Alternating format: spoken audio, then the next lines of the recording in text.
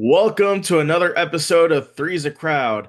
I'm your host, Preston Vargas, driving solo today. Eli's off on vacation on the way to Wisconsin at the moment, but I'll ride the ship here for today's episode. Before we get into it, don't forget to subscribe, leave a like, and comment so you can know when we upload next. So we'll start with last night. The Seahawks defeating the Arizona Cardinals 23 to 20. Jason Myers hits a 52-yard field goal to win the game at the end. Seahawks led by 14 in this one, but Arizona led a furious comeback attempt. They Marvin Harrison started off slow. He ended up getting six receptions himself for 60 yards and then scoring at the end. He didn't score the game tying touchdown that went to DeMercado for to tie it up at 20. Then Chad Ryland, uh, he didn't kick the ball into the landing zone. He was just short of it, which was a penalty. Gave Seattle the ball at the 40-yard line, and they took advantage, getting into field goal range and winning. That win makes it 8 straight wins for the Seahawks over the Cardinals, and I think that this is a confidence booster for Seattle. I think that in a tough NFC West division, where the only losses in that division have come to division opponents, a huge confidence booster for sure. I think that Seattle's definitely in the running, led by Sam Darnold, who had a pretty impressive showing. He had only one touchdown, but 270 passing yards. Pretty solid performance out of him. Then Arizona, Kyler Murray, I think he needs to get Marvin Harrison Jr. more involved. It was a confidence thing for him in the first half. I mean, it wasn't pretty. I think it was 17 to 3 at one point. They were trailing, but I think if you have Kyler Murray out there, I think he can definitely win a game for you. And when Marvin Harrison Jr. gets confidence back, again, he showed flashes last night, but once he gets more confidence, which he lost in the first half, I think he can definitely be something for the Arizona Cardinals. And now let's move on to the New York Giants naming Jaxson Dart their starting quarterback, drafted 25th overall by the team out of Ole Miss. He was a first team All SEC in 2024. Of course, he had an incredible preseason to start, but they deemed he wasn't ready. So Russell Wilson was the starter, and the Giants are now 0-3. Most of that because of Russell Wilson's bad decision making at the end of the Chiefs game in particular, where he threw it out of bounds on fourth down and goal. I think that I think this was the time to put him in, if I'm being honest, because you'd lose the locker room if you trotted out Russell Wilson. Ideally, you would have wanted to put the rookie in during the Saints game, have him start that. Not ideal to go against the Chargers, who have one of the best defenses in the NFL, but it is what it is at this point. Definitely a big game this weekend for the Giants for sure. And they have a murderer's row in terms of their schedule. I don't know when they would get their first win, but I would say that Jaxson Dart, there's going to be bumps to start out. I mean, he's a rookie, that's for sure. The other rookie quarterback starting Cam Ward, who's also 0-3, he's shown flashes, but on the other side, the Titans have an incompetent coaching staff, which is the main reason that they've been 0-3.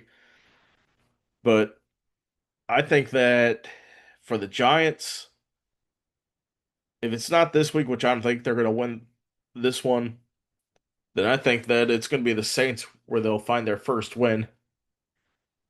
And now moving on to Sunday Night Football. Micah Parsons and the Green Bay Packers travel to AT&T Stadium in Arlington, Texas to take on the Dallas Cowboys. First time Micah Parsons has met the Cowboys in his career, going back to a place he was drafted in the first round in 2021. Made the Pro Bowl all 4 years he was in Big D.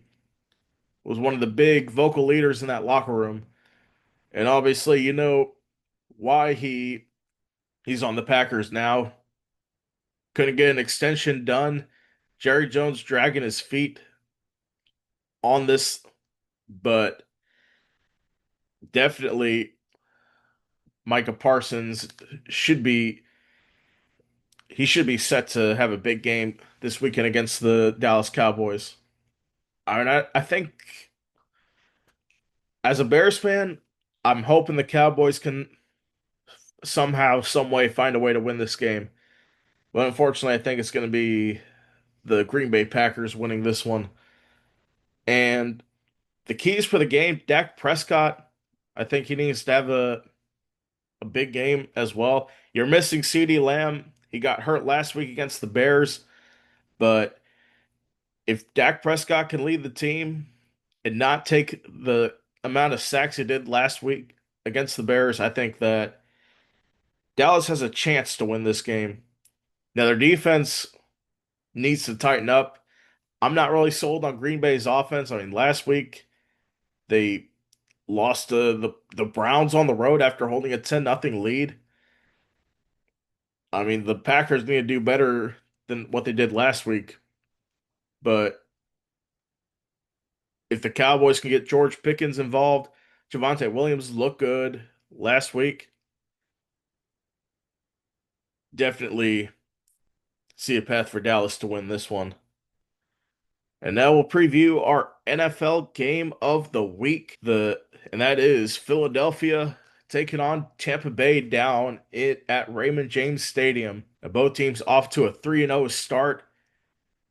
Big win last week for the Eagles, beating the Rams on after trailing by 3 possessions in that one.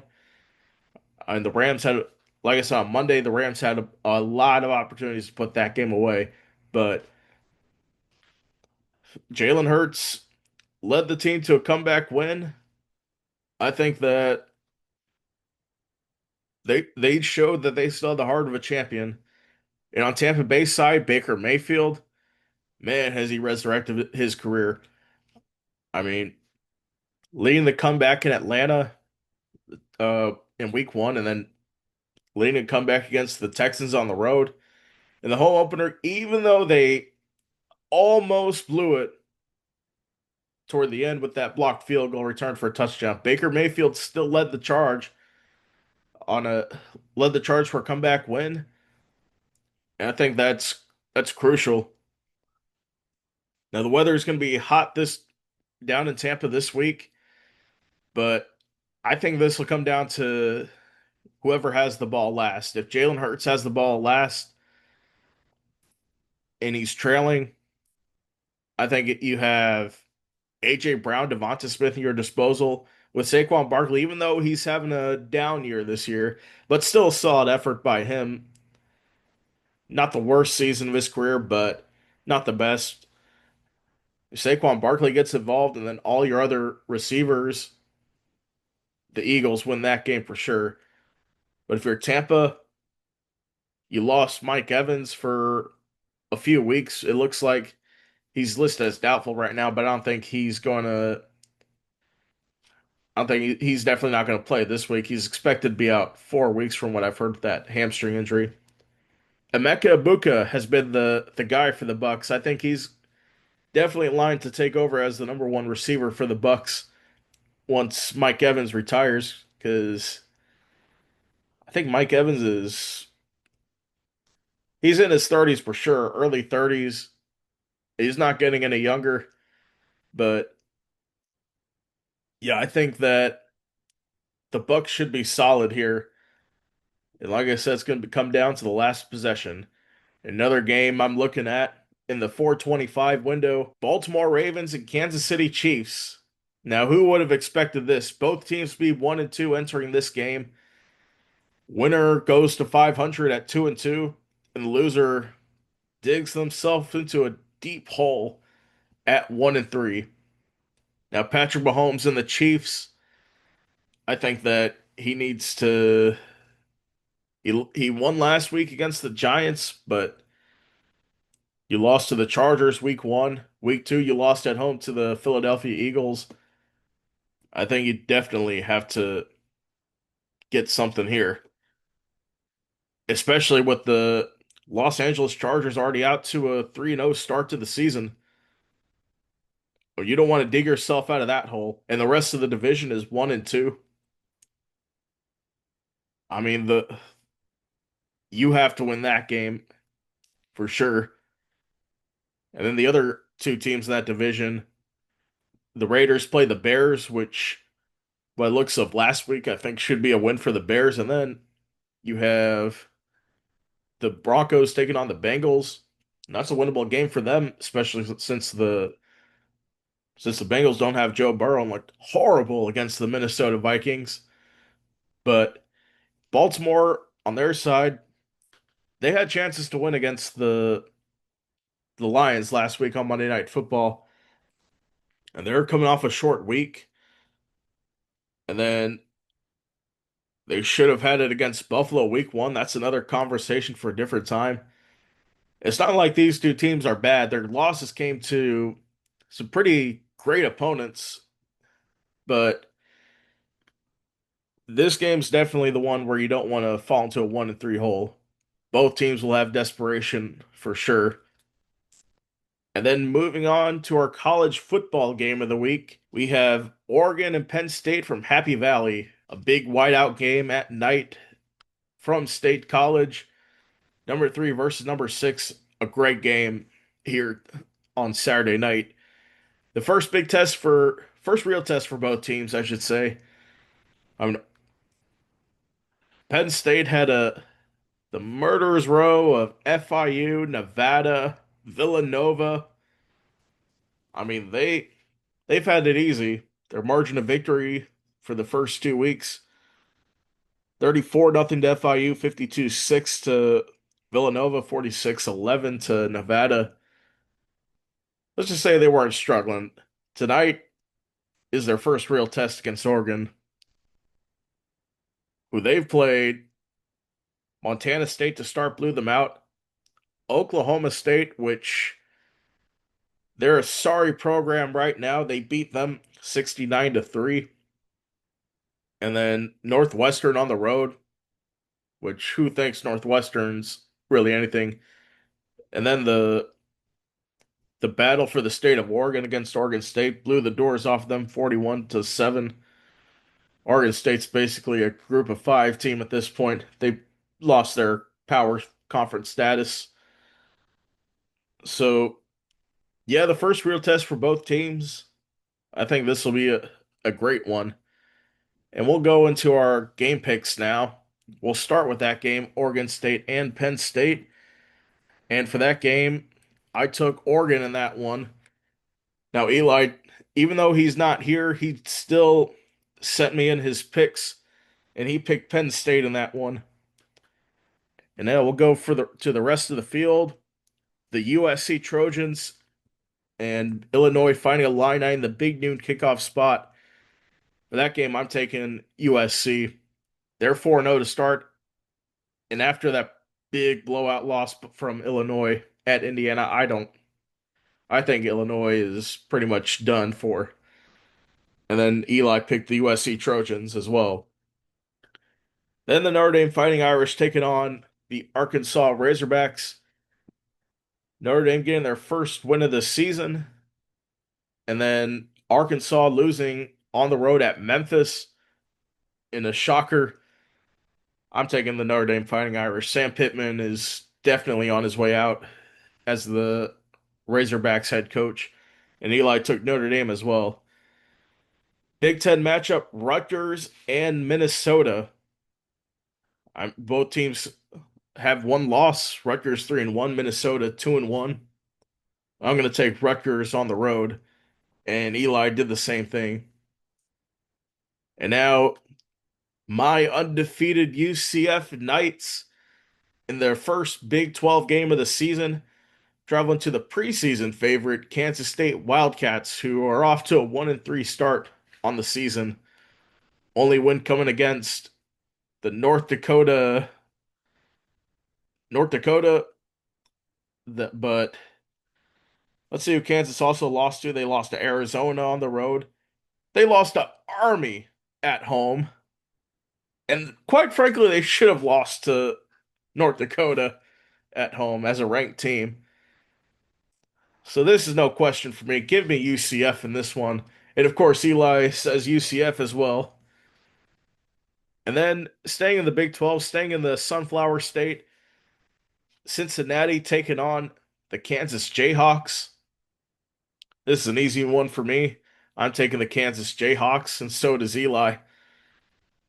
And then in the ACC, we have Louisville taking on the Pittsburgh Panthers. I think that Louisville's off to a good start, 3-0 to start the season. Pittsburgh's only lost against the Virginia Tech Mountaineers in the rivalry game. That was on the road, but I'm still picking Louisville in this one. And Eli does too. And then a top 20, top 15 matchup in the SEC. LSU taking on Ole Miss. I mean, both teams are pretty good to start off. LSU has definitely had a chance to prove it. They beat Clemson on the road, but that's not saying much, seeing how Clemson is how they are now. So I'm going to go with Ole Miss at home, and so does Eli. And then we have under the lights at Georgia, the Georgia Bulldogs taking on the Alabama Crimson Tide. A key argument for game of the week. This is definitely the game of the week in the SEC. Alabama 2-1, their only loss coming to Florida State on the road. And Florida State's a top 10 team, I believe, at this point. They weren't top 10 at the time when Alabama lost to them. But going against a good team in Georgia, I think the Tide lose. Give me Georgia to go 4-0. And Eli picks Georgia as well. And then we have what should be Pac-12 after dark, but it's technically Big 12 after dark. The BYU Cougars traveling to Boulder to take on Deion Sanders and the Colorado Buffaloes. I think definitely BYU is the better team, and I'm taking them on the road. And then Eli takes the Cougars as well. And that's going to do it for today's show. Don't forget to leave a like, share this video, and subscribe. And we'll see you again on Monday. Go Knights. Charge on.